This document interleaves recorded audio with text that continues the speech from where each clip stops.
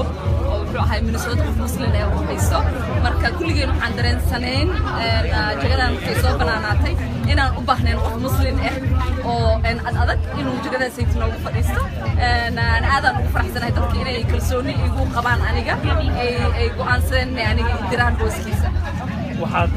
kursigan ku guuleysanaysaa xilli Mareykanka dadkoodu ay aad u kala qaybsan yihiin isla markaasina Muslim nacayb badan u jiro xilligaas inaad guuleysato ee waxa la filayo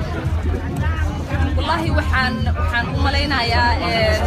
guusheena inay ka turjumayso dadka in ay diyaar u yihiin wax cusub inay suubiyaan dadka inay diyaar u yihiin inay xasuustaan waddankaanayt inuu yahay waddan ka shaqayn jiray ama ku dadaalayay in dadka uu soo dhaweeyo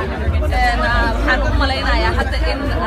dareenkaasi ku jiri doono dadka ay aaminsanaan doonaan in wadajir aan wax badan ku suubin karno in walaaltinimada ay muhiim tahay in annaga oo wada soconno waxyaalo badan ay noo suurtageli karaan